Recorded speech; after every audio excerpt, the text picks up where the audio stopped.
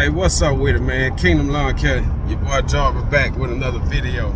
Look, I'm riding early this morning, man. That sun riding. Y'all see that sun in my face? I'm going straight into the sun. So look, it's already hard to see. I ain't got no shades in this truck. But look, this is what I wanted to talk about this morning. I had a client. Notice I did say had because I kicked him to the curb. And somebody brought this to my attention, and I never spoke on it or never addressed it.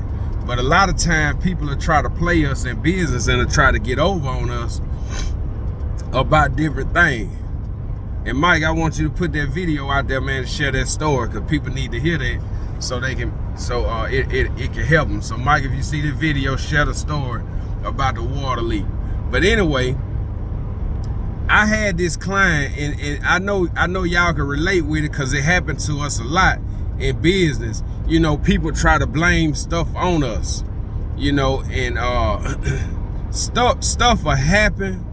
Stuff will happen on somebody's property and it not even be our fault, but they'll try to, you know, be quick to blame us for it so they can, you know, try to get it paid for. Without them having to pay for it, they'll try to get us to pay for it, to get us to fix something or something like that. And this be a big negative on their part, because when they guilty, they never call you or speak to you face to face about the problem or the situation that has occurred on their property. They'll send a text message. And when somebody send me a text message complaining about something or saying that I may have damaged something or something is wrong or something wasn't done right, I don't text them back. I immediately call them, because see, the whole situation will change, the whole tone and they mood, everything will change. And that goes from all the way to even, okay, like a lady, I had a lady earlier this year, and this is something different. This is not what I want to talk about, but I had a lady earlier this year. They paying, all my clients, they paying monthly, and she said that I haven't showed up to the property to mow, cause it's an Airbnb, and she got an Airbnb on the water. But I know I was showing up to the property and cutting the property. And, you know, the neighbor, I talk to the neighbor all the time. So, you know, they'll vouch for him. I got it marked in my books. But anyway, the grass had barely grown up. And she had texted me. She texted me, we gonna cancel service because you haven't been mowing and different stuff like that. You ain't been showing up to the property like you're supposed to. You haven't been doing the job that we agreed on, or whatever. So I didn't text her back. Now that's the kind of mood she had. And immediately I called her. As soon as I received that text, I called her. I said, hey, Miss So-and-so, I see you saying that we haven't been going to the property. I, you know, told her, hey, we have been going to the property.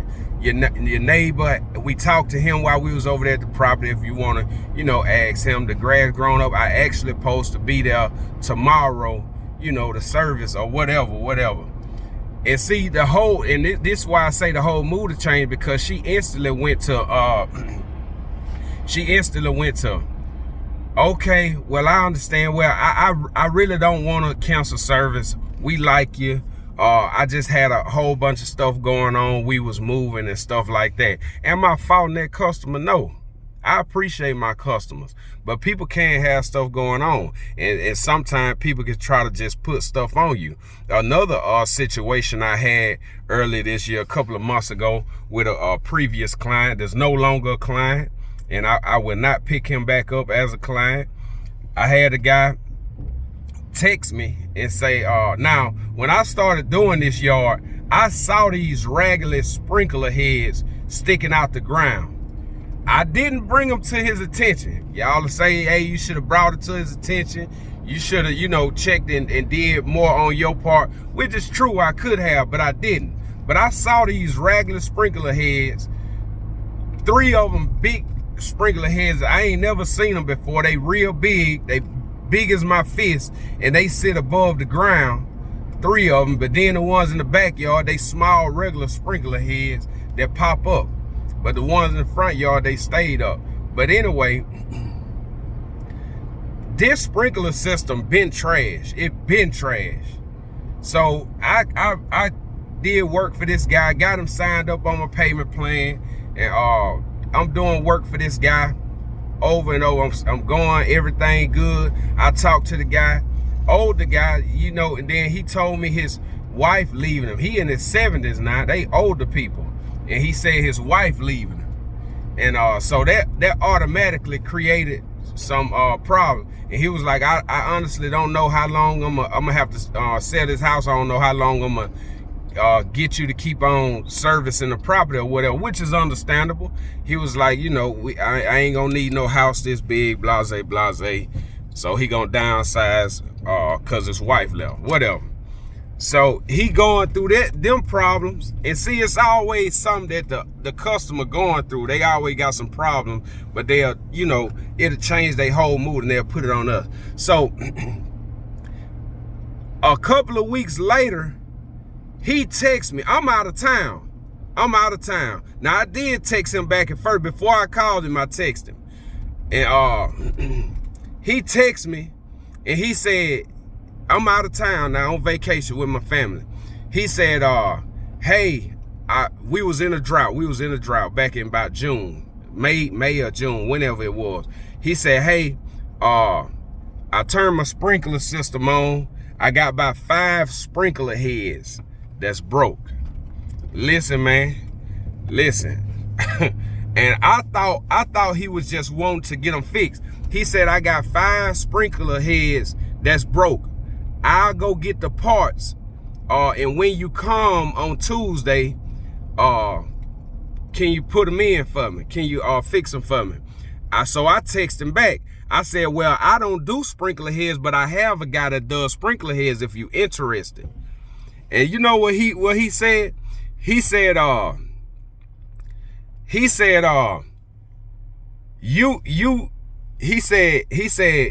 you must gonna pay him to fix the sprinkler head because I'm not. And then he go on to tell me, I can't remember it word for word. I know he said that. He said, you must gonna pay him to fix it because I'm not. He said, you damaged 5 of my sprinkler heads. And he said, if you not gonna pay him to fix them, you know, we gonna cancel service. And he said, we gonna cancel service. That's up to you, whatever you want to do.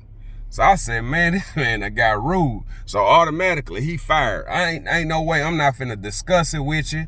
So I called him and I said, hey, Mr. So-and-so, I know you got, you know, stuff going on. I said, but look, man, we didn't damage the sprinkler heads. I said, I know you're going through, you know, with your wife and stuff like that, and I want to help you, but we ain't damaged no sprinkler heads. You know what that man said? That's fine, just cancel the service. You know why? Because he was automatically, see, he already had stuff going on. See, and he just hurried up and put it on me. He just hurried up and try to just dump some of his load on me. Listen, man, I'm not finna pay for your sprinkler heads. I'm not finna get them fixed for you. Your sprinkler heads been regular. I ain't never seen them sprinkler. Matter of fact, those sprinkler heads never been on the whole time I was servicing his property. But all of a sudden, I've damaged 5 sprinkler, not 1, not 2, but 5 sprinkler heads. I ain't damaged 5 sprinkler heads my whole career cutting grass. All the last 13, 15 years I've been cutting grass, I ain't damaged 5 sprinkler heads. And to be honest with you, you can't damage a sprinkler head unless the sprinkler head is sticking out the ground, which it's not supposed to be, and you run over it or hit it or something with your mower, or if you hit it with the trimmer or something like that. But you really can't damage the sprinkler head. Now, if your mower is real heavy, be careful, because you can run over the top of that sprinkler head and it'll press that sprinkler head down and it'll crack that pipe at that 90.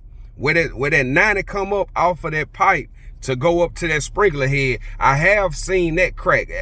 Not from my mower, but from a car riding over the sprinkler head. I've seen that many times. And then when that water cut on, it'll shoot that whole sprinkler head out the ground. And the only thing you have to do is just replace that fitting, that 90-degree fitting. But anyway, I want to put this out here, man, to just let y'all know and encourage y'all.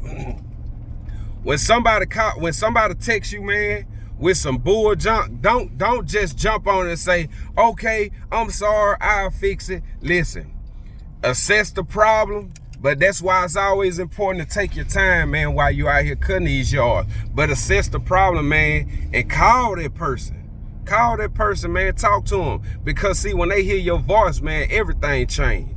People will try to put stuff on you, man, but everything changed when they hear your voice. And I got multiple times with a lot of different stories, man, where stuff like this has happened over the course of me running my business. You know, when people try to say one thing, but then when I call them, the whole mood, everything is different. But anyway, man, I just want to share that with y'all, man. I want to put that out there.